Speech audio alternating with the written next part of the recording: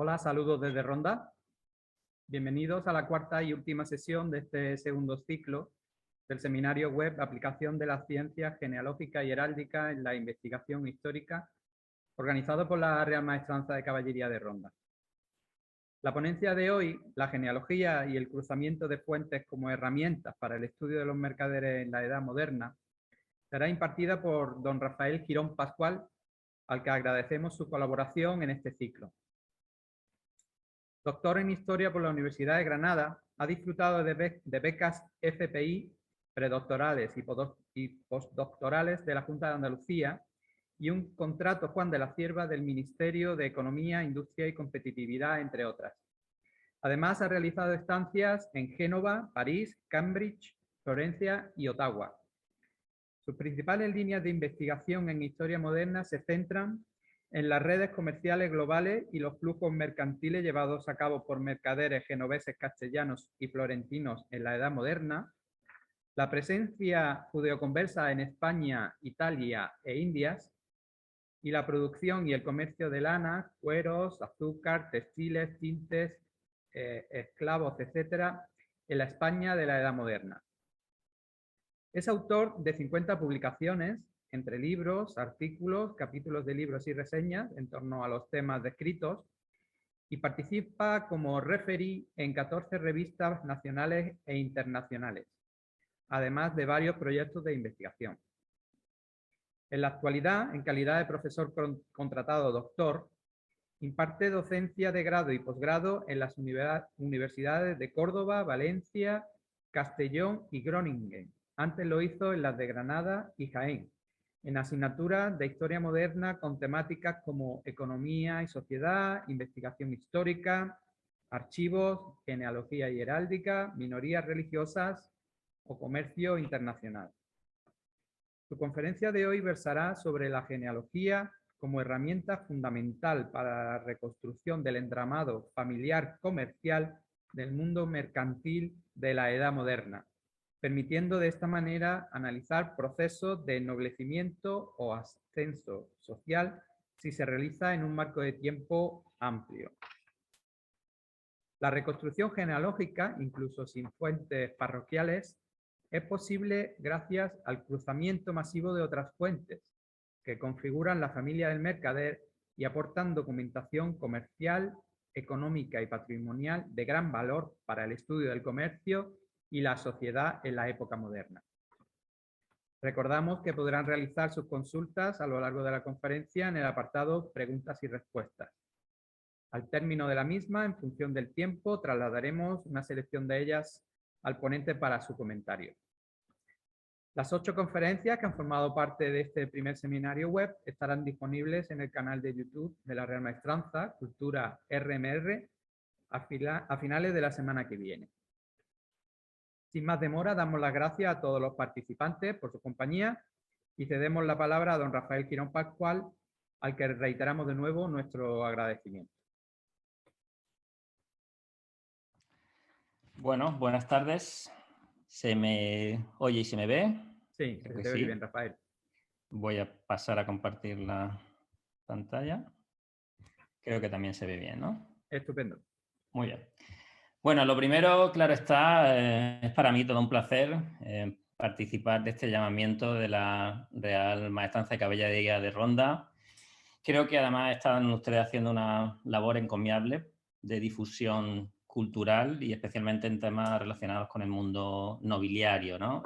Quería agradecer a tanto la presentación, elogiosa presentación de Juan, como a Curro Rosales, que ha sido con el que he estado manteniendo emails para ir organizando todo este ciclo, y además que felicitarlos, ¿no? Porque todo esto lleva muchísimo trabajo detrás y no está de más agradecérselo, ¿no?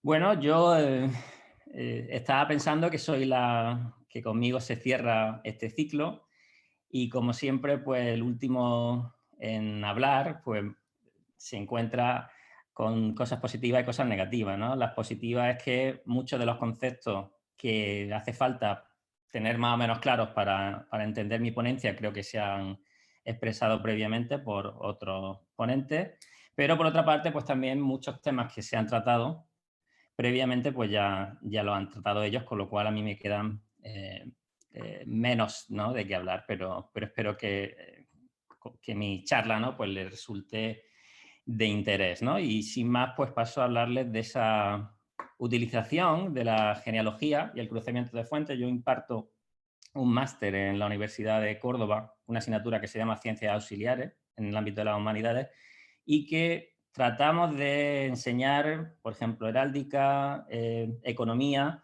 y también todo lo que se llama investigación histórica relacionado con la genealogía y el cruzamiento de fuentes. Es decir, que digamos que este tipo de charlas yo las suelo dar a alumnos que están haciendo un máster de investigación y que por lo tanto están interesados en desarrollar una carrera de investigación, que van a tomar contacto o han tomado contacto pero quieren profundizar el estudio, sobre todo en los archivos.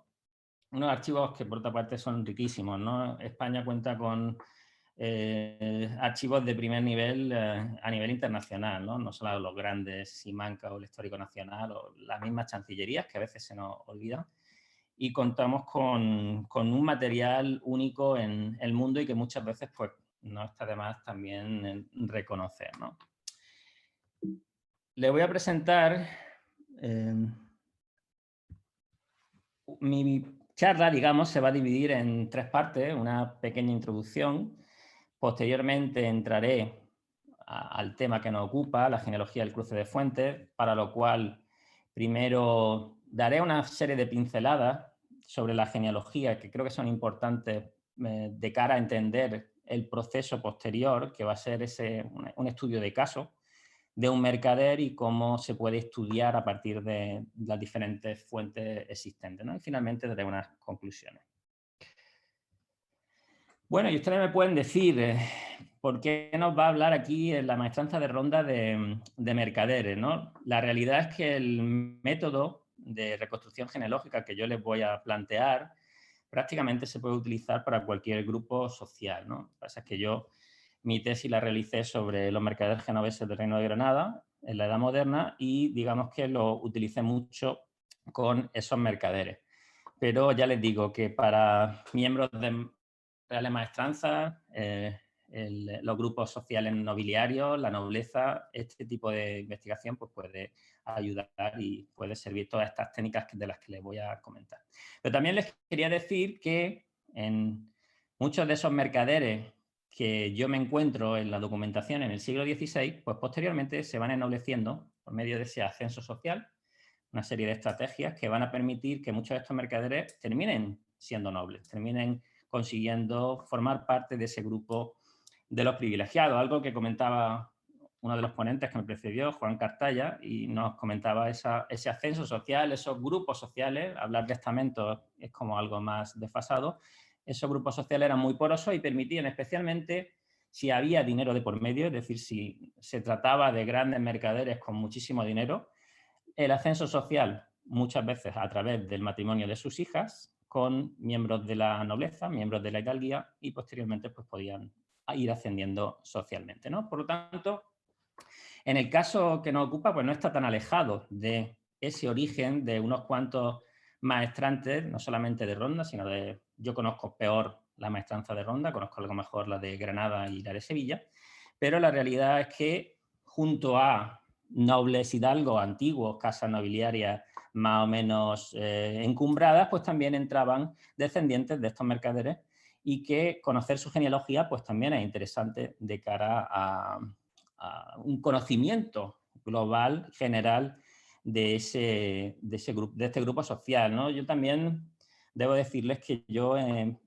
me inicié como genealogista antes de como historiador. Yo fui buscando cosas familiares al archivo y posteriormente ya me hice historiador. Y a mí, quizá porque tuve unos inicios complicados, porque las fuentes disponibles eran sobre todo protocolos notariales, puesto que no se conservaban los parroquiales, me quedé con esa idea de una historia de personajes desconocidos en la mayoría de los casos, pequeños hidalgos locales o pequeños mercaderes, pero que cada uno de ellos tenía su propia historia con una serie de elementos que gracias a los protocolos notariales pues es fácil ir reconstruyendo. Mientras que, como decía Borja Aguinagalde, ¿no?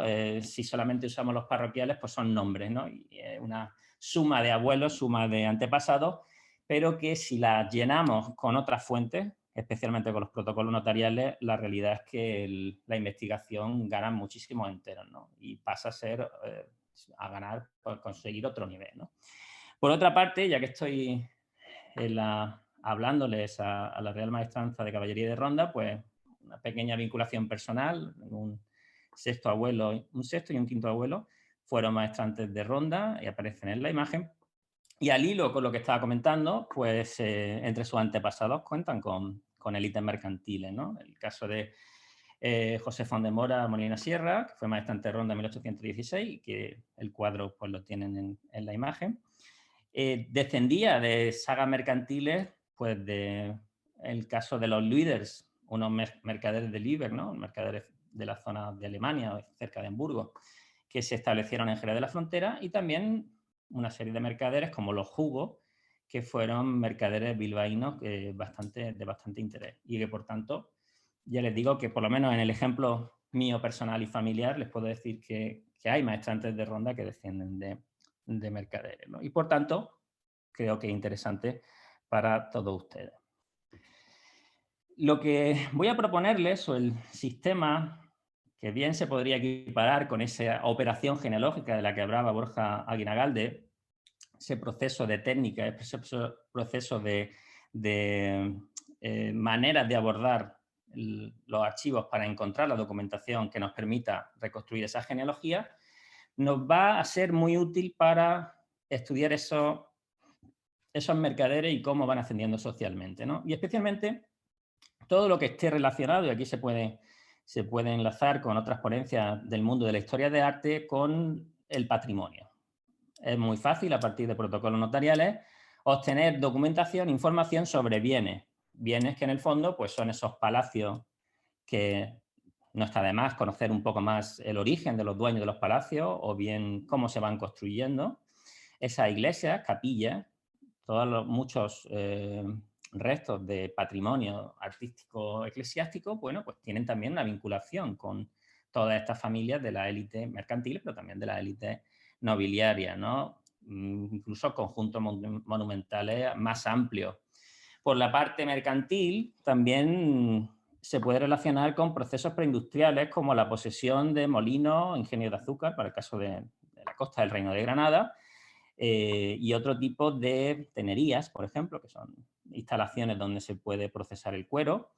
Además de, claro está, de todas esas fincas, tierras, cortijos, que en muchos casos van a pertenecer a una familia durante muchísimo tiempo, ¿no? Durante generaciones.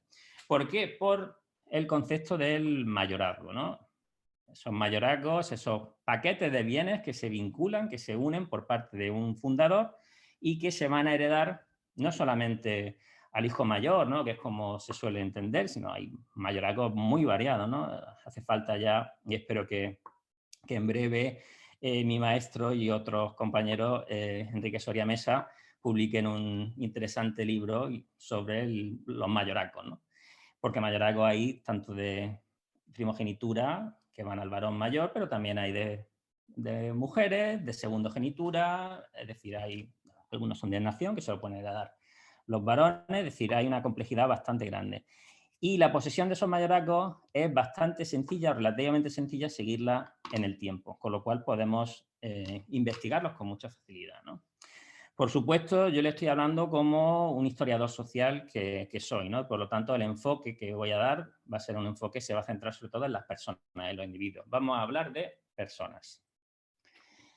Lo que yo les voy a plantear aquí, pues, no es original y ya se ha hablado en estos días de diversas técnicas. Quizás sea un poco más original la manera de tratarlo en bloque, ¿no? Y estudiar cómo se puede investigar de manera sucesiva o paralela este tipo de fuentes, ¿no? Pero el mismo profesor Soria pues lleva ya mucho tiempo investigando estas técnicas, ¿no? Del cruce de fuentes, ¿no? Y se habla el otro día de grandes genealogistas de la actualidad, pues sin duda el profesor Soria, yo creo que si no es el mejor genealogista de España, poco le falta, ¿no? Estará entre los mejores, ¿no?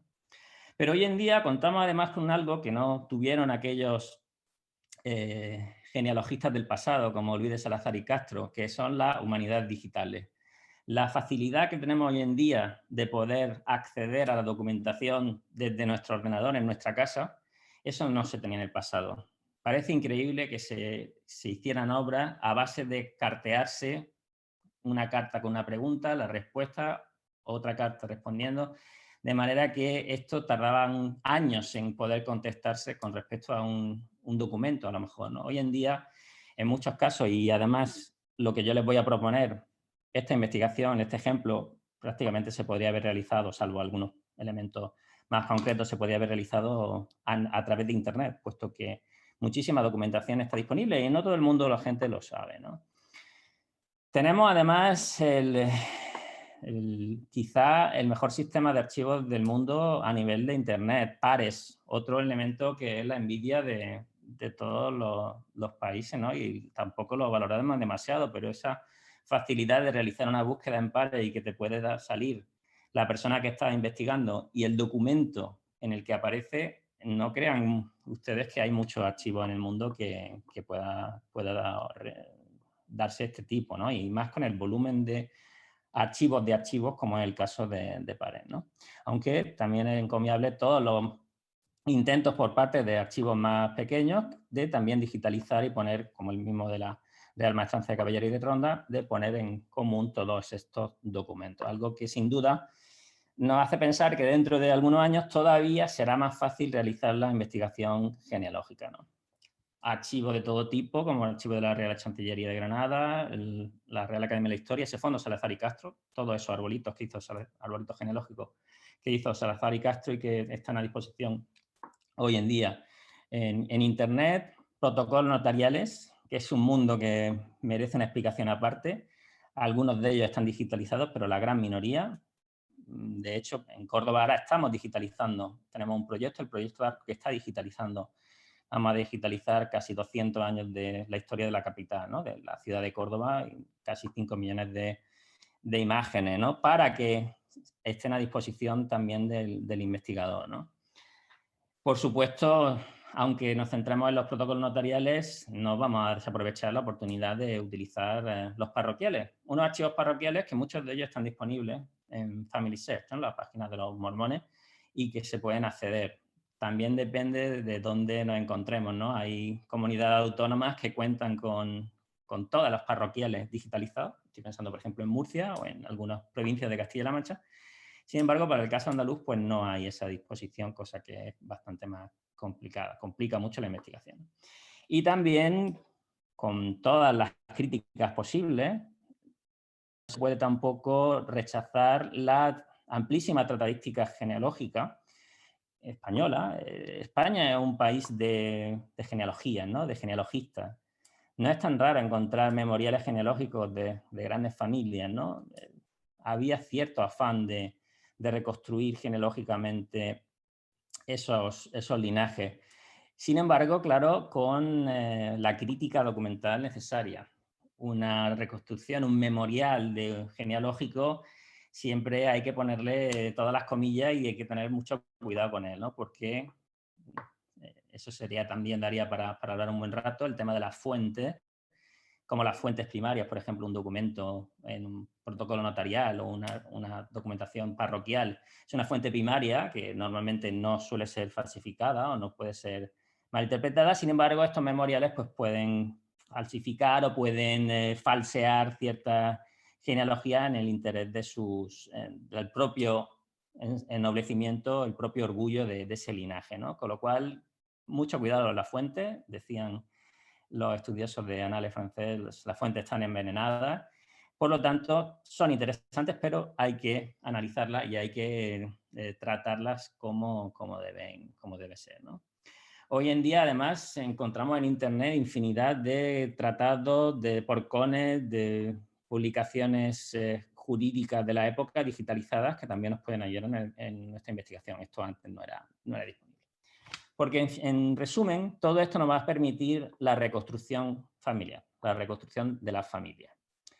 Sin embargo, yo les voy a proponer, o al mismo tiempo, yo les voy a proponer un sistema que al mismo tiempo que está produciendo la genealogía, se está generando la genealogía, partiendo en algunos casos prácticamente de nada, como el ejemplo que voy a poner, al mismo tiempo que se va reconstruyendo una familia, vamos encontrando documentación en grandes cantidades, ¿no?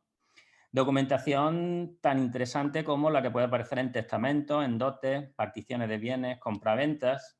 Borja Guinagalde hablaba, bueno, es que una compraventa, si aparece una filiación, puede ser interesante. Es que es totalmente cierto. Ese tipo de genealogía, ese tipo de información genealógica a nivel local es de las más ricas. Mucha de esta información a lo mejor pueden sustituir a la falta de testamento en algunos casos, ¿no? De archivos parroquiales. Por lo tanto, no se debe desdeñar este tipo de informaciones. Yo les comento, tuve mis orígenes también como químico y les comento la idea de esas referencias que aparecen dentro de la documentación que puede crear una reacción en cadena. Es decir, típica imagen de que una... Y hoy en día con el tema del COVID pues estamos un poco más acostumbrados a este tipo de esquemas, como un documento puede contener 3 referencias, 4 referencias que nos mandan a otros 4 documentos que a su vez tienen otras 4 o 5 referencias y así se va generando un juego cruzado de referencias. En muchos casos son sencillamente escribanos, años y alguna un parroquial, una partida de bautismo, etcétera, y que sin embargo pueden hacer que la investigación no pare de continuar. Hay veces que se produce un parón, ¿no? Hay un momento que, por lo que sea, pues nos dejamos de encontrar esos documentos, dejan de referir a otros documentos y se puede producir ese parón, ¿no? Pero en general, en la mayoría de los casos, digamos que se puede seguir tirando el hilo, como se suele decir, y continuar la reconstrucción genealógica. Paso a hablarles ahora de algunos aspectos que hay que tener en cuenta para poder utilizar esta serie de técnicas, esta serie de herramientas de las que les voy a hablar con un ejemplo en breve, ¿no? Estoy hablando sobre todo, por supuesto, de familias en la edad moderna. Estamos hablando de los procesos sociales, económicos, culturales que se están dando en la edad moderna y que la genealogía en esa época tenía una visión distinta a de la actualidad. Ya se ha hablado de esto, no voy a entrar. Pero quizás sería interesante hablar de la genealogía como un sistema de coordenadas. Un sistema de coordenadas donde cada miembro tiene su propio lugar. No podemos entender la edad moderna sin saber, y especialmente la élite nobiliaria, sin saber que si el mayorazgo vive 90 años, probablemente su hijo mayor no llegue nunca a disponer de bienes en cantidades aceptables, puesto que hasta que no se produce el fallecimiento de su padre no se va a producir la herencia, ¿no? Incluso en algunos casos hasta los nietos o los bisnietos son los que heredan a un mayorazgo. Por lo tanto, la posición de ese miembro, la posición de ese jefe de casa es fundamental. Y para eso la genealogía nos permite situar a personas en el espacio y especialmente en el tiempo. ¿Cuántas veces nos encontramos con personas que tienen los mismos nombres y apellidos y no podemos diferenciar los homónimos, ¿no? Tenemos que ir a las firmas a veces para poder saber de quién estamos hablando. Sin embargo, con la genealogía podemos ir restringiendo y viendo que una persona que vive en una determinada época, pues no es la misma persona que 150 años después. Eso la genealogía nos lo va a permitir, ¿no? Es un sistema de orden, nos permite ordenar a esos individuos. En el caso de los mercaderes, y esto es más específico, las relaciones que se dan dentro de la familia están directamente vinculadas a las relaciones profesionales. Es decir, es muy común que una compañía comercial, que la pueden formar un padre con sus hijos, hermanos, tíos y sobrinos, primos, etcétera, pues estén todos relacionados y están todos dentro de cierto grado de parentesco. Y es más, si aparece algún socio que no pertenece a esa familia, no es nada raro que en unos años ese socio pase a entrar dentro de la familia por medio de un matrimonio con alguna de las hijas o de las hermanas de los otros socios, de manera que se va creando al mismo tiempo una nueva familia. Es muy raro que no haya ningún tipo de parentesco dentro de este mundo mercantil, ¿no? Y además, los bienes se van a heredar, los bienes se van a transmitir a través por diversas maneras de la herencia, que puede ser, como hemos dicho, de los mayorazgos, vinculados, pero también los bienes libres se pueden ir transmitiendo de una manera determinada. ejemplo de situación de coordenadas de una persona, de un individuo determinado. Este es el árbol genealógico de Miguel de Cervantes Saavedra, ¿no? El escritor del Quijote. Y ahí lo vemos situado dentro de una familia, en teoría, de Alcalá de Henares, pero realmente su genealogía es cordobesa, prácticamente, ¿no? Salvo de la madre, Leonor Cortinas, que por cierto no se sabe, manchega, pero no se sabe prácticamente nada de ella. Sin embargo, su abuelo era cordobés y casi toda la genealogía de los antepasados son, tanto su abuelo paterno como su abuela, su mujer, son cordobeses, ¿no? Que podemos situar en élites artesanas, tenía algunos primos que se dedicaban al procesado del cuero, médicos, farmacéuticos, y ya en la época de Miguel, pues muchos dedicados al mundo de las armas, ¿no? Son soldados, militares, tanto él como su hermano Rodrigo, como algunos primos, ¿no? La familia en la edad moderna hay que tener, por tanto, la idea de que no es como en la actualidad, no es una familia nuclear. Hoy en día parece que la familia, o el libro de familia, aparecen pues, los padres y los hijos. Sin embargo, en la época moderna la familia era mucho más amplia. Eran familias extensas, donde entraban los sobrinos, los primos, los tíos, abuelos, primos segundos. Es mucho mejor hablar de parentela, ¿no? Parentescos tanto por el linaje paterno como por el linaje materno, de manera que importaba un primo segundo o un primo tercero, que hoy en día pues no todo el mundo conoce a sus primos segundos o primos terceros. Sin embargo, en esta época tener un primo tercero en algún puesto importante pues podía ser de mucho interés, ¿no? Y especialmente en lo que hablamos de la herencia, en la sucesión de los mayorazgos. Eso hace que haya una obsesión genealógica. Si se muere a lo mejor tu primo quinto y estamos moviéndonos en el ámbito de la alta nobleza, pues puede heredar varios títulos nobiliarios.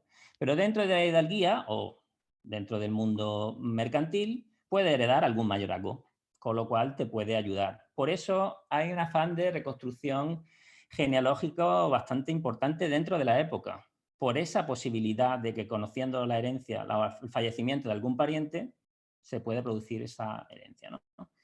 Y da lugar a un tipo de, yo ahora aquí cito a Cadalso, ¿no? En sus cartas marruecas, que habla que hay todo un tipo de nobleza de provincias, de caballeros, de ciudades, pequeño nivel, que se conocen su genealogía de una manera espectacular y te pueden decir quién es el primo sexto, quién es el primo séptimo.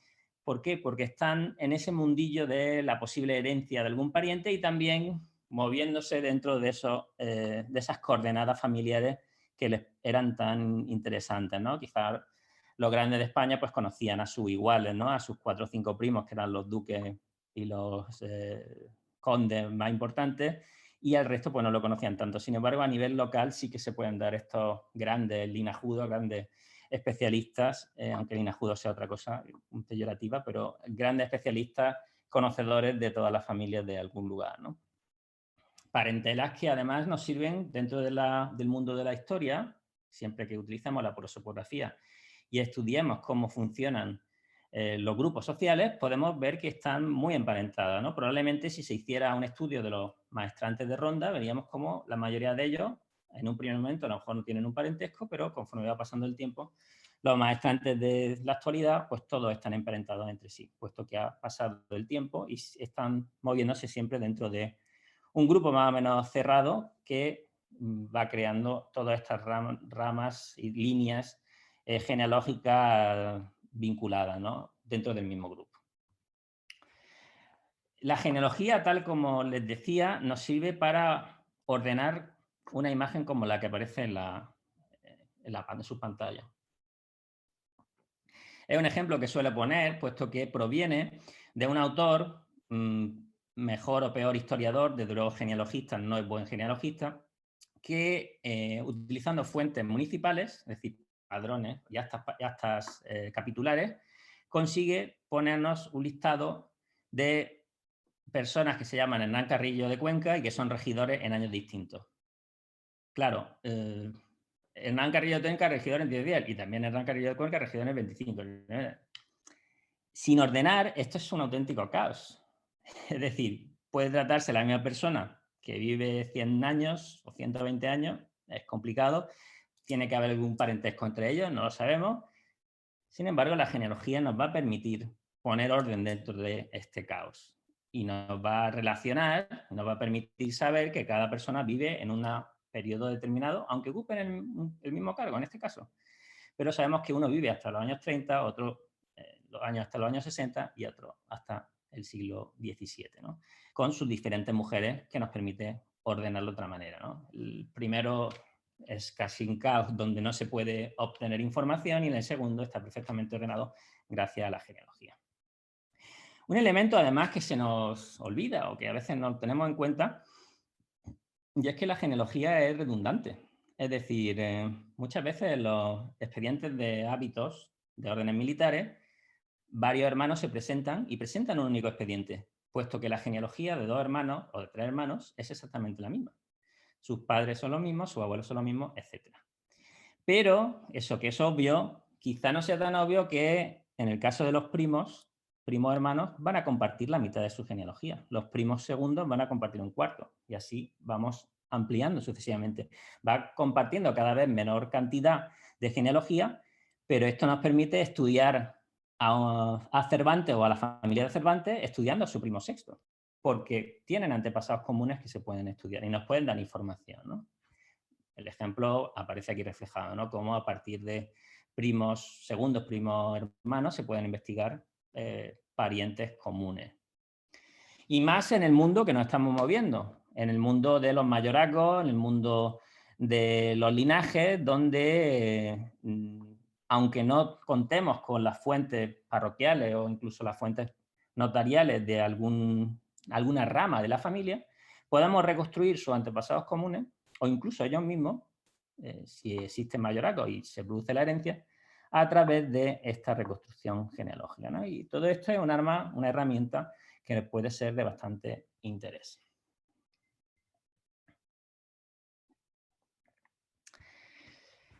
Y ahora, pues les voy a tratar de explicar sobre la marcha un caso práctico, es decir, la reconstrucción de una familia de un mercader que vive a finales del XVI, Pedro Hernández de Jaén, y que yo realicé hace unos años, cuando estuve de profesor en Jaén, pues la realicé, ¿no? Y creo que puede ser bastante explicativa de todas las herramientas y de cómo ese cruce de archivos, ese cruce documental, nos puede ayudar a estudiar desde el punto de vista histórico, también genealógico, por supuesto. La genealogía aquí va a ser como esa herramienta, va a ser ese armazón que nos permite entender, ordenar toda esta serie de familias, toda esta serie de individuos, pero al mismo tiempo también nos puede dar mucha información, mucha documentación que nos permita realizar estudios de corte más histórico, ¿no? En el caso que les traigo, un personaje prácticamente desconocido, ¿no? Si alguien de ustedes lo conoce, pues enhorabuena. Pero se trata de un mercader, Pedro Hernández de Jaén, mercader y jurado de un pueblecito, bueno, de un pueblecito, hoy en día siempre ha sido ciudad, ¿no? Y hoy en día sigue siéndolo, Alcalá Real, en Jaén, que con la conquista del Reino de Granada por parte de los Reyes Católicos pasó de estar en la frontera y ser un punto especialmente interesante a quedarse un poco en tierra de nadie, lejos de las principales ciudades de Castilla, ¿no? En el caso de este mercader tenemos algunos datos que nos dicen que era muy rico, unos 100.000 ducados en bienes, eso es una cantidad bastante grande, que además compró 4 oficios de regidor a principios del siglo XVII, con lo cual también consiguió hacerse, un regidor es un concejal a nivel local, consiguió hacerse con bastante del poder político de la localidad, ¿no? Yo llego a él a través de una compañía comercial, obviamente, pues, se produce una quiebra de la duquesa de Sesa, Fernández de Córdoba, que los dueños de los estados de Cabra y de Baena, y que la Chancillería va a nombrar, para poder hacer pago de los acreedores, a los acreedores, va a nombrar una compañía que se dedique a gestionar estos estados, ¿no? Y rentaba una cantidad muy grande, ¿no? Casi 29.000 ducados al año. Y se la van a dar a este mercader y a 2 más. Pedro López de Castro, que es granadino, y al también granadino, el 24 regidor de Granada, Gaspar del Mercado, ¿no? Llego a ellos porque este arrendamiento de los estados de los duques de Sesa pasara luego también a algunos genoveses y a partir de ahí llegue, ¿no? Vemos cómo ese arrendamiento está en manos de este mercader entre 1584 y 1591. La situación de Alcalá la Real, por si hay algunos espectadores que sé que hay algunos que son latinoamericanos, para que lo sitúen, como ven, Alcalá la Real pues se queda un poco en tierra de nadie, ¿no? Relativamente lejos de Granada, de Jaén, de la zona de Córdoba, pero es un sitio con una élite nobiliaria bastante particular, ¿no? Bastante interesante. Por tanto, comencemos nuestras pesquisas.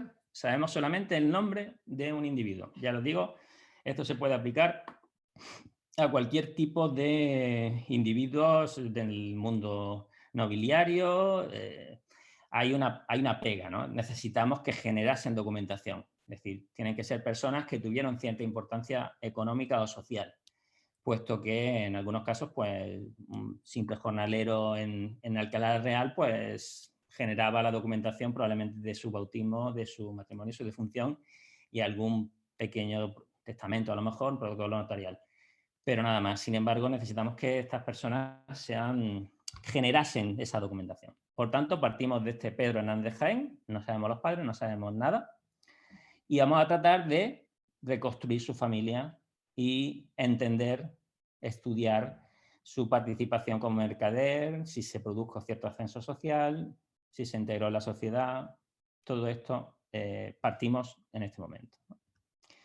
¿Qué vamos a hacer? Bueno, pues vamos a dirigirnos al Archivo Histórico Provincial de Jaén, que corresponde a la ciudad de Alcalá la Real, y vamos a comenzar con catas notariales. El primer momento es lo más complicado, es decir, cuando solamente tenemos el nombre de una persona y hay que encontrar los parentescos con otros familiares, va a haber una serie de intentos que a lo mejor no conseguimos encontrarlo en un primer momento, ¿no? Por eso es bueno realizar catas que nos permitan ir viendo, barriendo esa documentación, además la notarial, que en la mayoría de los casos pues, no está investigada, está inédita en su mayoría, y por tanto es más complicada de investigar de manera... o sea, en un protocolo notarial hay de todo, puede estar lo que nos interesa, pero cuesta trabajo encontrarlo. Yo tenía el dato de 1584 por ese arrendamiento y conocía a un escribano de Alcalá que trabajaba con mercaderes genoveses, por lo tanto, bueno, pues empiezo por aquí.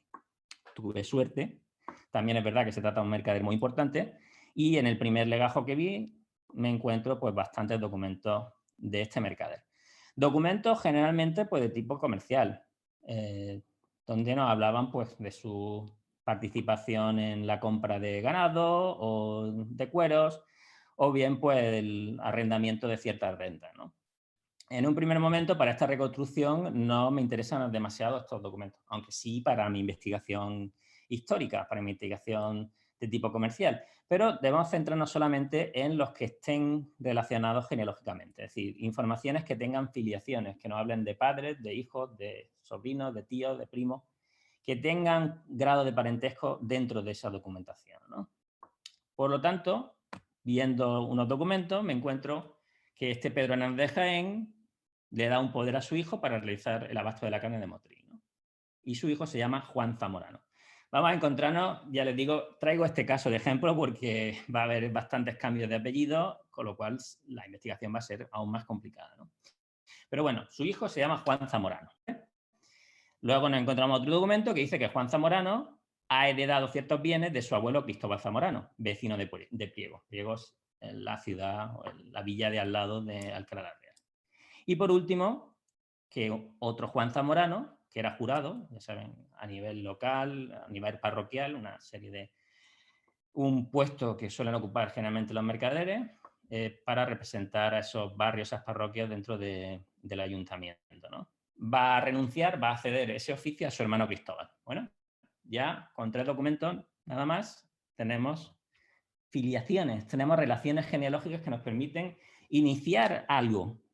Hace un momento no sabíamos nada de este señor. Ahora ya por lo menos sabemos que tiene 2 hijos, que se llaman Juan Zamorano y Cristóbal Zamorano, que han sido jurados y que entendemos que el padre de su mujer se llamará Juan Zamorano, puesto que su apellido es Hernández de Jaén. Pero bueno, esta es una hipótesis, esto es una pequeña Reconstrucción genealógica minúscula, que basado en los documentos que hemos encontrado tiene ciertos visos de ser realidad, de ser verdad, ¿no?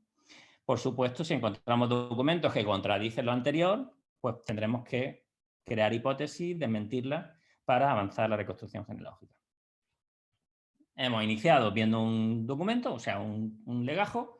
Vamos a ir un poquito más tarde en el tiempo. Vamos a seguir en el mismo escribano, pero en 1600.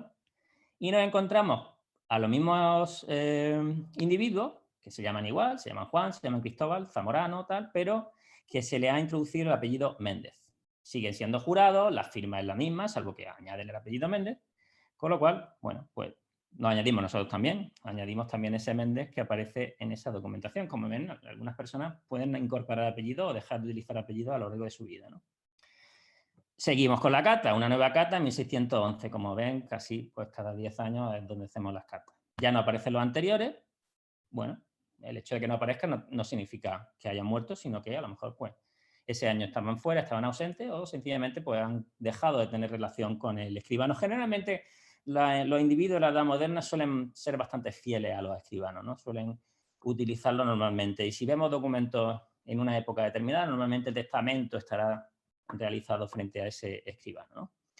Encontramos nuevos datos de familia de personajes que se llaman Méndez, Francisco Méndez, Juana Ordóñez y padres de un Juan Méndez Zamorano menor. Se llama igual que el otro. ¿Vale? Seguimos haciendo una cata un año después, volvemos a encontrar a Cristóbal Méndez Zamorano ya como regidor. Sabíamos que Pedro Hernández de Jaén va a comprar esos 4 regimientos en algún momento. Por lo tanto, no es difícil que se lo diera a sus propios hijos, con lo cual cambiarán, ya ascendieran, se integraran dentro del cabildo municipal y fueran ascendiendo socialmente, ¿no? De momento, por la documentación, tenemos 9 afiliaciones. Nos encontramos 2 personas que se llaman igual, pero no son la misma persona, puesto que una persona no puede tener padres distintos. Tiene que tratarse de un primo hermano, ¿no? Y más utilizando una documentación, una fuente primaria como es un protocolo notarial, ¿no? Si fuera un memorial, bueno, ahí se pueden dar las falsificaciones, se pueden cambiar los nombres, los apellidos, se pueden poner uno y quitar otro. Pero en este caso, lo normal es que fuera un tema de que fueran primos. Tienen abuelos comunes y utilizan los apellidos de la misma manera, ¿no? Y es otro elemento que no podemos encontrar en la investigación, homónimos. Siempre se puede ver la firma, pero en algunos casos no aparecen firmas en los documentos. También el uso de los apellidos es muy distinto. Hay hermanos en la edad moderna que son 5 hermanos y cada uno tiene un apellido distinto, porque toman apellidos de los padres, de los abuelos, incluso de parientes, con lo cual, pues, es mucho más complicado, ¿no? También nombres y apellidos que se repiten de padre, hijo, abuelo. Por eso se suele usar el viejo, el joven, es decir, ahí puede haber más juego. Pero bueno, en este caso vamos a pensar que son primos, ¿no? Ponemos la hipótesis y luego se puede echar por tierra, ¿no? Primer cambio de archivo. Hemos utilizado hasta ahora el Archivo Histórico Provincial de Jaén, pasamos al de Granada. Y ahí vemos una documentación referida al Ayuntamiento de Alcalá Real, donde nos encontramos a ese regidor, Juan Méndez Zamorano, que por un asunto de la peste, y peste en ese momento, entonces piden dinero a los regidores para que se hipotequen sus bienes y se dé dinero para un hospital, ¿no? Y nos encontramos a ese regidor, Juan Méndez Zamorano, con bienes, entre los bienes que hipoteca, unas viñas. El Alcalá Real es un punto muy interesante porque tiene una producción de vino muy importante hasta el siglo XVIII, el referente de la zona. De hecho, tiene el privilegio de venta del vino a la ciudad de Granada. Solamente se puede consumir vino de Alcalá Real, vino al parecer de buena calidad. Y también tiene el cortijo de la cabeza de los jinetes. Otro elemento importante, 2 personas no pueden tener los mismos padres y tampoco pueden tener los mismos bienes. Puedes tener parte de los mismos bienes, pero no los mismos bienes. Esos elementos nos sirven para ir definiendo la genealogía. De momento, pues hemos ampliado un poquito poniendo que los 2 pasan a ser regidores, los 2 hijos de Pedro Hernández de Jaén, pero nos quedamos ahí. Las investigaciones, como siempre, pueden tener un parón, que pues yo llevo investigaciones genealógicas desde hace 30 años. Y algunas pues consigo avanzar en algún momento y en otros momentos pues se paran. En este caso se produjo un parón, ¿no? Seguimos con las catas. Hasta ahora vamos más lentos porque las catas, luego ya se irá todo bastante más fácil. Una cata de 1640 en los protocolos notariales de Alcalá de la Real, y ya nos encontramos toda una serie de personajes que llevan el apellido Méndez, ya con el don, es decir, ya han ascendido socialmente. Si no se lleva el don, no está dando un tipo de información. Generalmente las élites nobiliarias suelen llevar don, aunque va variando con el tiempo, pero bueno, no es cuestión de entrar en esto aquí. Pero bueno, encontramos una serie de personas que llevan el apellido Méndez y que en teoría pues están viviendo en 1640. Y también esas afiliaciones, todas esas referencias genealógicas, ¿no? Francisco, hijo de Cristóbal Méndez de Villalfaide, vemos como además del apellido, quitar el zamorano, ahora Méndez le añaden el Villalfaide, también estamos viendo un ascenso social, y va a darle poder a un primo hermano suyo. Entendemos que este Cristóbal Méndez Villalfaide es el Cristóbal Méndez Zamorano, regidor de hace un momento. Y que, por tanto, también va a realizar una venta de tierra a otro de sus primos. Con esto vemos todo el problema de nombres que se dan en esta época, ¿no? Vamos a utilizar una nueva herramienta ahora.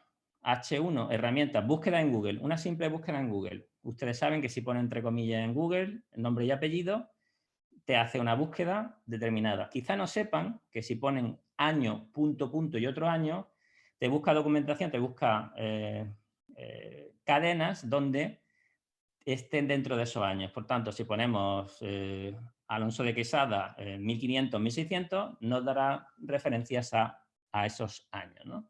Y aquí encontramos un impreso que nos da otra afiliación, ¿no? Doña María Méndez Alfeide, o Villalfeide, ya veremos por ahí, viuda de Alonso de Quesada. Por tanto, referente relativo a los anteriores. Con eso ya vamos a crear un nuevo arbolito basado en los parentescos con esos primos hermanos que se definían en la documentación. Y nos permite ampliar, nos permite subir más generaciones y ver relaciones, ¿no? Es una hipótesis, se puede, por supuesto, refutar, pero ya vemos cómo que Juan Méndez Zamorano es hijo del mercader, Cristóbal también, y aparece Ina María, que si es prima hermana, su hijo es primo hermano de otro hijo de ellos, por tanto, es pariente. Se trata de una hermana, una hija de este mercader, ¿no? Como vemos grupitos de genealogías, trocitos. Sin embargo, seguimos sin poder integrar a ese Juan Méndez Zamorano que habíamos visto en un primer momento. Todavía no hemos encontrado esa relación documental. Podía entrar aquí, pero voy a ir un poco más rápido. A veces se produce utilización por parte de mayorazgo, obligan a los poseedores del mayorazgo a cambiar su nombre y apellido. Esto es relativamente raro, con lo cual pues podemos ver que ese cambio de apellidos que se va viendo en esta familia pues estuviera vinculado al uso de esos mayorazgos, ¿no? En algunos casos suelen obligar a utilizar algún nombre y en algunos casos hasta los apellidos, ¿no? Les pongo ahí el caso del murciano don Diego José Melgarejo Mora, que hereda un mayorazgo y pasa a llamarse don Francisco Muso Muñoz Melgarejo. Es decir, es bastante raro, ¿no? Seguimos con la investigación y aquí doy un salto hacia el siglo XVIII, ¿no? Vamos a investigar un mercado del siglo XVI, pero viendo documentación del siglo XVIII. Dirán, bueno, ¿esto cómo puede ser? ¿Vale?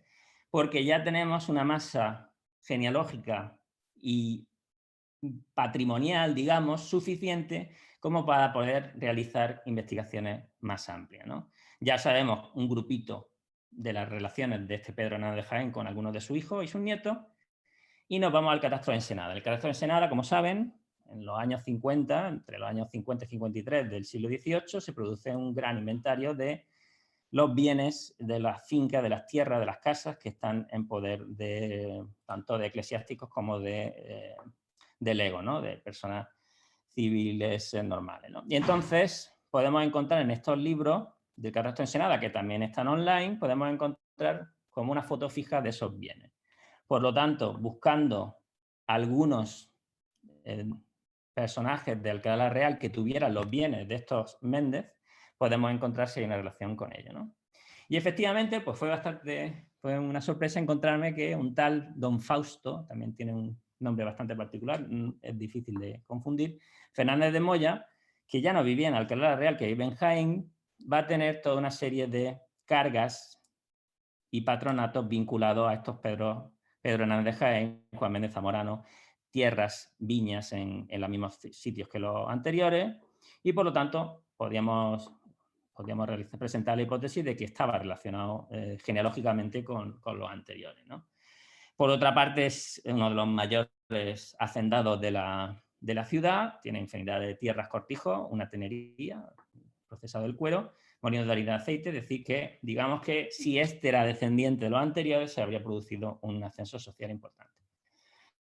Vamos a investigar ya, pasar a un nuevo tipo de archivo, en este caso el archivo de la Chancillería de Granada, como saben, desde el Tajo para abajo, pues los pleitos en segunda instancia se pleiteaban en la Chancillería de Granada, ¿no? Y especialmente el mundo de los mayorazgos, el mundo de los bienes vinculados. Aquí podemos encontrar realmente pleitos de una riqueza documental, compartida, bautismo, matrimonio, etcétera, y otras veces no encontramos nada, no encontramos un folio que no nos dice nada, ¿no? Antiguamente había un catálogo de pleitos online, desgraciadamente ahora ya hay que ir a la sala para poder verlo, pero aquí pues, nos aparecen una serie de pleitos que relacionan a un don Fausto Fernández de Moya con doña Segundina de Peralta y Rojas, parece que es su madre, viuda de un Diego Fernández de Moya, otro Fausto Fernández de Moya, 50 años más tarde, marido de Francisca Valenzuela. De nuevo empezamos el proceso de reconstrucción genealógica buscando realizar esas filiaciones con personas que creemos que descienden de los Méndez de Alcalá de la Real, ¿no?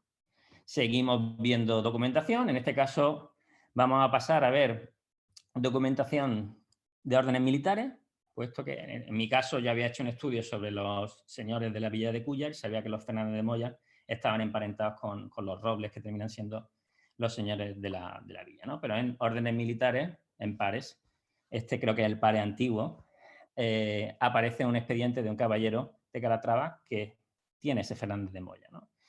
También se puede utilizar, en vez de utilizar pares, también se pueden utilizar unos libros que editó la editorial Hidalguía, que contenían, digamos que el resumencito de estos expedientes de órdenes militares, que como saben, pues pueden dar información fácilmente de padres, abuelos, incluso bisabuelos. Y encontramos que estos Fernández de Moya tienen un caballero son antepasados de este caballero Robles de Granada, y en la información de Cadenas Vicent vemos aquí como Diego Fernández de Moya, caballero de Calatrava, casó en segundas nupcias con Isabel María Méndez. Y su hijo va a ser Fausto Francisco. Por la fecha, además, lo tuvo bastante mayor, con casi 70 años, pero efectivamente de un segundo matrimonio podemos enganchar esos Méndez, por lo menos ya sabemos que por esta Isabel María Méndez van a entrar los bienes y los mayorazgos de los Méndez en los Fernández de Moya. Otro caballero de orden militar, en este caso de Calatrava, del siglo XIX, nos relaciona también a estos Fernández de Moya, nos da más informaciones de esta línea y nos dice que efectivamente la reconstrucción que habíamos realizado previamente, pues sí, aparece la Valenzuela, la Peralta, una Sotelo que todavía no sabemos el nombre y podemos enganchar ya con esa Isabel. Entonces, digamos que tenemos ahora dos bloques genealógicos, un bloque genealógico en Alcalá de la Real y el otro en Jaén y en Alcalá de la Real unos años después. Nos falta lo que hay en medio. Estos dos grupos genealógicos todavía no se han enlazado, pero entendemos que por aquí debe haber alguien que enlace con los anteriores. Hay un artículo de un historiador local, de Rafael Cañada, sobre estos Fernández de Moya en Jaén, que nos da bastante documentación, bastante información sobre mayorazgos de esta familia, ¿no? Referencias documentales, que si las vemos en los protocolos notariales y la Chancillería, pues podemos ir reconstruyendo y ya enlazar finalmente a estos Méndez o Hernández de Jaén con los Fernández de Moya, ¿no?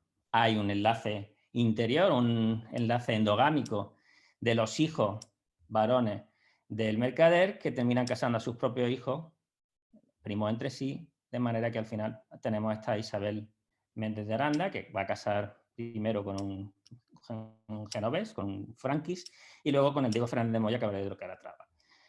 Su madre había casado en segunda nupcias con un caballero de Calatrava, su hermana va a casar también con un caballero de Santiago, es decir, la familia había ascendido socialmente y ya se habían olvidado de ese origen mercantil y todos ellos pues, se habían transformado en grandes rentistas, ¿no? Grandes terratenientes. Podemos incluso ir hasta más tarde, por medio de los procesos desvinculatorios del siglo XIX, y vemos cómo podemos tener información de la desvinculación de uno de los mayorazgos fundados por uno de los hijos del mercader, en este caso de Cristóbal Méndez Zamorano, con una serie de bienes, una cantidad importante de cortijos y una casa principal que hoy en día en Alcalá Real se llama la Casa de los Fernández de Moya, edificada en el siglo XVIII, y de hecho hecha por este Fausto Fernández de Moya, puesto que en el dintel vemos la hizo don Fausto Fernández de Moya el año 1782. Por lo tanto, ya está reconstruido, pero realmente sobre el mercader en sí tampoco tenemos mucha información. De hecho, aún no sabemos, no tenemos referencia al testamento, ¿no? Un documento que nos podría dar bastante información. Tipo mercantil menos, puesto que los procesos de los mercaderes generalmente cuando se van enriqueciendo al final de sus vidas ya no hablan tanto de esos procesos mercantiles y ya se centran más en temas de fundación de bienes y mayorazgos. Pero bueno, encontrar ese documento, ese testamento sería interesante. Manera de encontrarlo, estudiar cada uno de los 5 hijos que tiene el mercader. Hemos estudiado los 2 varones, pero nos faltan 3 mujeres, cada uno casados con diferentes miembros de la élite de Alcalá Real, algunos de ellos regidores, y estudiando esas genealogías, reconstruyendo esas genealogías, a través de búsqueda en Google, por ejemplo, podemos encontrar reconstrucción de la rama de una de las hijas, de María Méndez, y su descendencia en los Quesada de Alcalá Real, que curiosamente pues, nos va a relatar con un famoso genealogista, Francisco Pérez de Rasti, que tiene una obra que se llama La Casa de Rasti y que su mujer descendía, y de hecho ellos van a tener algunos bienes de los Quesada descendientes de este Hernández de Jaén, ¿no? Esta obra genealógica pues, es bastante excepcional, es decir, no hay tantas obras genealógicas. Hemos tenido la suerte de que nos encontramos referencia a esta familia y vemos cómo incluso nos llega a dar, porque Pérez de Rasti también está diciendo, bueno, si se mueren ciertos parientes vamos a heredar estos bienes. Por lo tanto, le es interesante hacer referencia a, por ejemplo, un patronato en una capilla de un convento en Alcalá Real y también nos da el testamento. Un testamento que dice que está realizado en Alcalá Real ante Juan Rodríguez de Cebrera en 1731. Cuidado con las fuentes terciarias. Cuando te vas a los protocolos notariales de Alcalá, no hay rastro de ese testamento. Existe el escribano, pero ese año no. Se hacen catas para intentar ver si coinciden unos años distintos y que fuera un problema de transcripción, que se hubiera equivocado un año.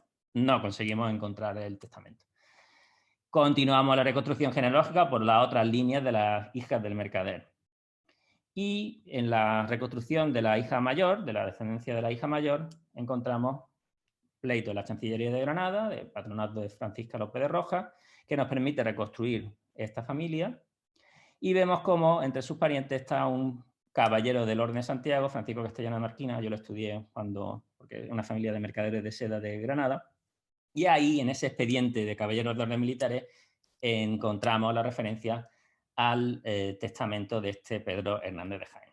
Hay una copia de su testamento que desgraciadamente a nivel comercial pues no nos dice prácticamente nada, pero a nivel patrimonial sí. Nos habla de la fundación de cierta capilla en el convento de San Francisco, incluso a quién le está encargando el retablo y toda una serie de elementos relacionados con el mundo religioso, ¿no? En la fundación de esa capellanía y de capilla. Desgraciadamente la capilla no se conserva hoy en día, el convento fue desamortizado y solo quedan unos pocos lienzos de lo que fue el mismo. Sin embargo, y ya con esto voy terminando, creo que ha sido un ejemplo bastante gráfico de cómo partiendo de un único nombre, de un nombre sin filiación ninguna, conseguimos integrarlo dentro de una familia mucho más extensa, donde se puede admirar, se puede ver el ascenso social que permite básicamente el dinero obtenido en un momento muy crítico, a final del siglo XVI, y que la compra de regimientos, la inversión de bienes y la fundación de mayorazgos, y de hecho le reflejo ya utilizando el árbol genealógico como elemento para explicar procesos históricos, como la familia funda un montón de mayorazgos, todos esos cortijos que veíamos pertenecen únicamente al de Cristóbal, a este de aquí, pero sus parientes también van fundando mayorazgos determinados, con lo cual el caudal que termina heredando este don Fausto es bastante considerable, ¿no? Y ya los últimos minutos, ya creo que estamos llegando casi a la hora, así que voy a terminar. Les voy a dar una serie de conclusiones con respecto a lo que hemos visto hasta ahora. Yo creo que el cruce de fuentes es un elemento fundamental para estudiar estos procesos, sobre todo para conseguir la documentación y producir la reconstrucción genealógica de estos linajes, de estas familias, sean de mercaderes, sean de maestantes, lo que queramos. Ese proceso al mismo tiempo nos ayuda a generar esa documentación, a encontrar esa documentación. Y además es lo que comentaba, ¿no? En seguir tirando del hilo. Nuevos documentos, nuevas reconstrucciones genealógicas nos permiten encontrar nuevos documentos que nos van relacionando con esta familia, ¿no? Yo ahí, el otro día, haciendo esta charla, pues me quedé con la gana de algunos testamentos que no había encontrado esta familia y gracias, continué haciendo un procesito de reconstrucción y encontré nuevos testamentos con nuevas preguntas, ¿no? Nuevos mayorazgos que me remiten a nuevas familias que no conozco y que puedo seguir tirando del hilo, ¿no? Quiero representarle aquí el proceso en sí, el proceso que en horas no debe ser tanto. Lo he realizado a lo largo de 6 meses, pero realmente horas empleadas al 100% en esta investigación, pues puede ser un 24 30 horas, no es tanto, ¿no? Y que consiste en un juego constante entre archivos LASAS, ¿no? Los archivos provinciales granadinos y jienenses y la Chancillería de Granada, con otros documentación de tipo secundaria generada pues en otros archivos o el mismo uso de Google, pero que nos permite ir reconstruyendo genealógicamente, ¿no? Incluso libros publicados, como podía ser ese Casa de Rasti, artículos variados, y el movimiento, el cruce entre todas estas fuentes, publicaciones, etcétera, nos permite que la reconstrucción genealógica pueda llevarse a cabo, ¿no? Nos permite integrar a ese individuo en una red familiar o parentela, solamente estudiando estos parientes. O sea, el mero hecho de generar esta genealogía ya nos está dando muchísima información. Y en la base, digamos que a partir de esta genealogía, ahora se puede empezar, ya que se sabe cómo son las familias, cómo son los linajes, se puede empezar a hacer historia. Se puede empezar a ver relaciones familiares, redes comerciales, temas demográficos. Por ejemplo, en este caso se ve un tema endogámico y un problema de bastantes individuos que no tienen sucesión y que por lo tanto al final se termina concentrando en una única. La última Méndez se termina casando, ¿no? con ese Fernández de Emboya, ¿no? Ascenso social, creo que es claro, ¿no? Como podríamos ahora estudiar, ¿no? Cómo el mercader Pedro Hernández de Jaén y sus hijos continúan siendo mercaderes, pero van invirtiendo hacia el mundo del ganado vacuno, y sobre todo la compra de cortijos, compra de tierras, censos, casas que les permiten tener una renta para vivir, digamos, de manera noble, ¿no? Y todo vinculado al mundo patrimonial, ¿no? Como algunos ítems patrimoniales de pueblos que no son demasiado conocidos, como puede ser la casa de la que hablamos, la casa de los Fernández de Moya, o bien la capilla del monasterio de San Francisco, pues se pueden estudiar a través de estas reconstrucciones genealógicas. Bueno, y con esto yo creo que me he ceñido a la hora y espero que les haya gustado. Bueno, Rafael, muchísimas gracias porque la verdad ha sido una conferencia, una ponencia interesantísima. Yo creo que a través de ese ejemplo práctico que nos han mostrado has dado ideas precisas y exactas de la riqueza que nos puede aportar este tipo de investigaciones. La verdad es que es maravilloso, maravilloso cómo se veía esa reconstrucción de ese árbol paso a paso, cómo el árbol iba agrandando, cómo el árbol iba creciendo y incluso, como bien has dicho, incluso siglos después, ¿no? 2, 3 siglos después. La verdad es que es impresionante, impresionante la capacidad y el potencial que tienen este tipo de investigaciones. Que precisamente te quería comentar a este respecto, que tú también lo has comentado, has citado al profesor Soria Mesa, precisamente la magnífica tarea que se está haciendo desde la Universidad de Córdoba del departamento del profesor Soria Mesa, Ujú. y que precisamente se ha venido a recuperar los estudios genealógicos y sobre todo revalorizar los estudios genealógicos, porque quizás ya a finales, a mediados del siglo XX, ya a finales del siglo XX había caído como una relación ahí constante de nombres, pero sin ton ni son, y precisamente desde el departamento de Córdoba lo que se está haciendo precisamente es darle un valor muy importante a este tipo de investigaciones. Ujú. Es que quedaba muy limitado, ¿no? Especialmente a un grupo, lo comentaba el profesor Borja Aguinagalde, ¿no? Cómo se hizo como de la élite, ¿no? Solamente los nobles titulados o personas con ínfulas de nobleza eran los que realizaban los estudios genealógicos, pero un estudio genealógico se puede realizar de cualquier persona. En algunos casos es muy complicado, o sea, un estudio genealógico de un jornalero, ya le he dicho antes, es mucho más complicado, pero siempre que hay una generación documental más o menos importante, se puede investigar. Ya les digo, es que de este señor yo no sabía nada, voy a investigarlo porque veía potencial por el nivel económico y comercial que tenía, pero bueno, se puede partir de ahí. Y además, si ustedes lo han notado, ni un archivo parroquial. Es decir, no Eso. hemos visto ni un bautismo, ni una defunción, ni un entierro, ni un matrimonio. Cosa que, si hubiera habido, habría sido muchísimo más fácil, ¿no?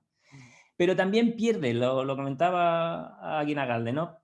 Las partidas parroquiales solo dan, en muchos casos, nombres, y sobre todo si en el siglo XVI, nombres y no te dicen nada más. En el 18 ya pues te pueden decir algún cargo, darte alguna pista o un oficio, pero los protocolos notariales son los que tienen la información mucho más rica, ¿no? Para llenar esos árboles genealógicos que son solamente nombres, llenarlos de profesiones, llenarlos de bienes.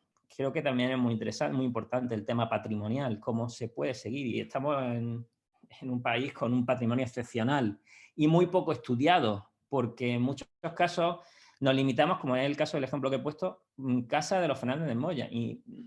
Y se sabe porque tiene el letrero, ¿no? Porque tiene el cartelito en el dintel, pero probablemente si no pudiese el cartelito, nadie sabría que esa es la casa de esta gente. Es curioso, es curioso. Te quería trasladar unas preguntas que nos hacían, Uh-huh.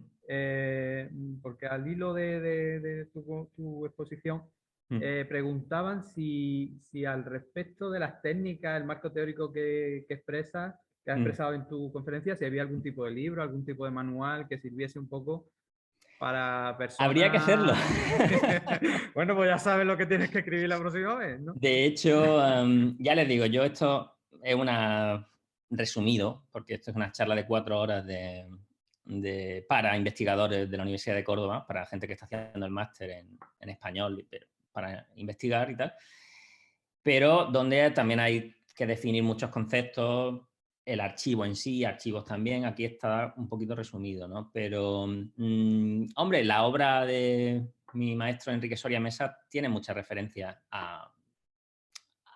no tanto a nivel metodológico, sino a nivel de la investigación que se puede conseguir a través de esas técnicas, pero sí, quizá habría que ponerlas por escrito, porque es el sentido común, ¿no?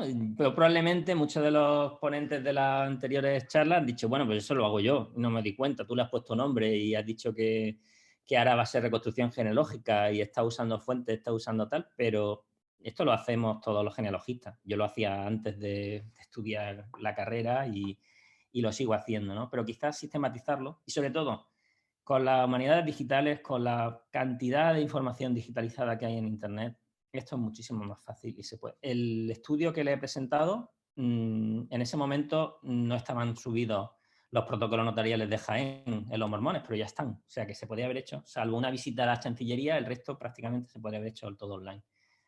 Eso es impensable hace unos años, ¿no? Y la gran ventaja que tenemos hoy en día, ¿no?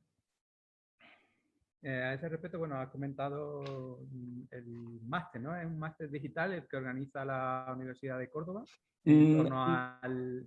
No, este es presencial. Tenemos algunos presencial. másteres que son digitales, pero este es presencial. Esto ahí tenemos, no sé, 50 y tantos, 60 y tantos alumnos de todas carreras muy determinadas, muy variadas, pero algunos, digamos que hay una rama investigadora que se centra en la asignatura de ciencia auxiliar en el el ámbito de las humanidades y ya le digo que enseñamos un poquito, porque para hacer el máster necesitan ver documentación, básicamente. Entonces, pues les viene bien saber, por lo menos, enfrentarse a lo que es un archivo y algunas técnicas, otras técnicas relacionadas con la historia económica, también la creación de bases de datos, por ejemplo. Todo eso pues se ven en ese. Teníamos un máster de genealogía en archivo que ha estado estos años vigente, ahora se va a quedar solamente en un curso de expertos, pero puede ser que en unos años pues volvamos a este máster y este sí era totalmente digital. El máster de genealogía de archivos, máster propio, era no presencial. Los alumnos los veíamos a través de la plataforma Moodle. Pero bueno. Habías comentado a nivel de tratadística histórica que había que poner un poco bajo la lupa, ¿no? el trabajo de algunos de los genealogistas. A tu criterio, ¿cuál de estos genealogistas históricos, digamos, podemos considerar más fiable? Más, ya sabemos lo de el papel de Luis de Salazar y Castro, pero en tu opinión, ¿algunos otros tratadistas que tú, digamos, consideres como buenos profesionales, por decirlo de alguna manera? Salazar y Castro es el príncipe, ¿no?, de los genealogistas, porque además en muchas cosas que otros se callan, pues él las dice. Y dice, pues su antepasado era pechero, o esta familia no es noble, o sea, algunas veces, no siempre, porque era complicado en la época hacerlo, pero en algunos momentos sí que se pueden decir. Otros investigadores, es que claro, si tú estás haciendo la historia de la casa de Rusty, te estás tirando piedras contra tu propia casa, ¿no? Entonces, ¿qué? Pues yo tengo otro artículo que prácticamente no lo ha leído nadie, que habla de los tropos en la genealogía, ¿no? Como un discurso genealógico, un memorial genealógico, un trabajo genealógico, pues tiene unos lugares comunes como aquello de la señora tal, hija de nobilísimos padres. Pues dime quiénes son, dame sus nombres. No te los dan porque no les interesa. Prefieren poner que son nobles y ya está. Pero si sabes quiénes son sus padres, ponlo. Y más interesante que me digas, pues los condes de no sé qué, los marqueses de no sé cuánto, no. O esas historias que se suelen decir de movimientos.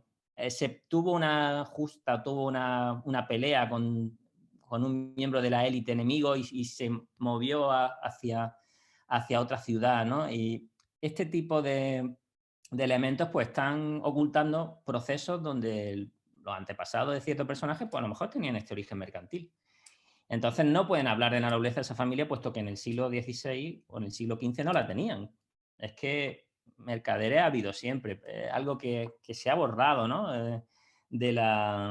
Siempre si habla de España o de Castilla en el siglo XVI, poco menos que no hay comercio, ¿no? ¿Cómo no va a haber comercio con las Indias? ¿Cómo no va a haber comercio? Hay un comercio, y no solo con las Indias, con el Mediterráneo, hay un comercio espectacular. Lo que pasa es que en estos procesos de ennoblecimiento, de ascenso social, todo esto se oculta, ¿no? Un ejemplo, los astudillos, unos mercaderes burgaleses de primer nivel. El primero de ellos, el regidor de Burgos, y pone en su testamento, cuando yo muera, que no se vuelva a comerciar. Y mis libros de cuentas de mercader se quemen.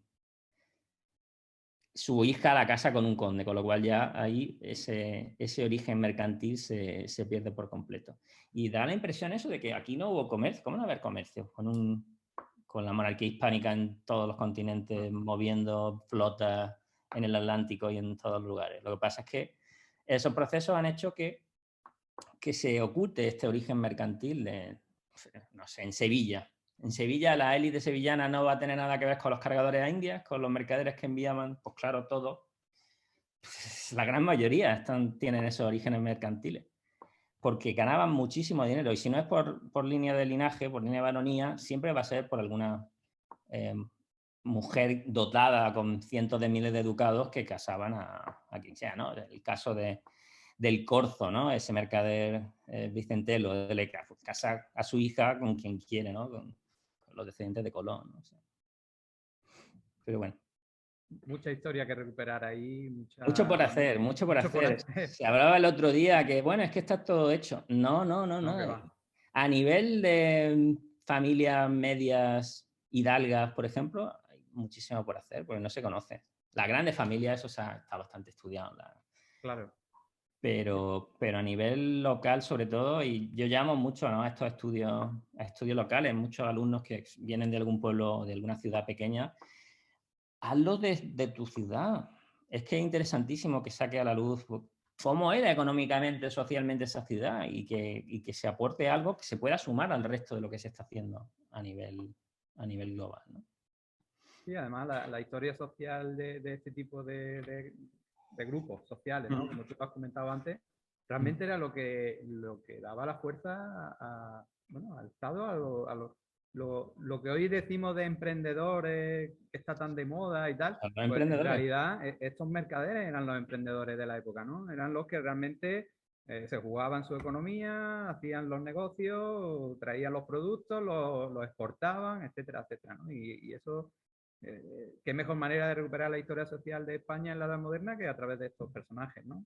Totalmente cierto. Y que además son los fundadores de muchos mayorazgos que acaban en los nobles. Claro. Ujú. Porque, a ver, si es que el dinero, poderoso caballero don dinero, es decir, una señora muy noble pero sin un ducado frente a la hija de un mercader pero que te va a solucionar económicamente el problema en varias generaciones, ¿no? Y además que luego se produce una fusión. Veíamos, no lo he comentado, pero en ese árbol genealógico los hijos del mercader ya se casan con familias de la élite, ¿no?, de Ah, Alcalá, ¿no?, ujú. con los Aranda, que son familias de alcaides, de regidores, de manera no muy rica, porque además, bueno, también necesito investigar esas dotes y esos casamientos cómo fueron, pero en el fondo se produce ahí una pequeña subida con los matrimonios. Está todo por hacer. O sea, eso de solo sé que no sé nada, pues lo podemos decir. O sea, queda tanto por hacer a nivel de historia social en Andalucía, por ejemplo, Ujú. que le animo a la gente que lo esté viendo y que están interesados en todos estos temas que investiguen. Y investiguen en su familia, investiguen en su pueblo, investiguen eh, esa casa de la que nadie sabe nada, esa casa, ese palacio que está ahí, que le llama a la gente del palacio del, pues no sé, del regidor o del 24, que investiguen quién eran los dueños de esa casa. Y eso siempre va a aportar bastante, ¿no?, a la historia social de la zona. Eh, Estaba mirando un poquito aquí la plataforma de preguntas. Bueno, nos dicen una pregunta, te trasladan, Mm. pero es muy concreta. Nos mismos no. Vamos a intentarlo. Si no lo sé, pues ya está, Dice, ¿no? dice la pregunta: ¿es interesante la obra del Barón de Cobos de Belchite? Es decir, Ya me está hablando de genealogistas actuales. mm, Pues todas las obras genealógicas son interesantes. Si tiene algo que ver con las familias que trata, pues sí. A ver, hay toda una serie de autores que, no sé, estoy pensando en Tinestrat, por ejemplo, para familias de Levante, ¿no? Belchite, que siempre va a haber información interesante que se puede utilizar. Falta la gran obra, ¿no? Falta una obra redonda, ¿no?, que se cierre y que la información que tenga sea estupenda. Pero hay buenos genealogistas en España y lo ha habido en los últimos años. Otra cosa es quizá un enfoque muy nobiliario, ¿no? De esa familia realmente te va a encontrar el origen mercantil de esta familia, o no eran demasiado ricos, no, eso digamos que no forma parte del discurso.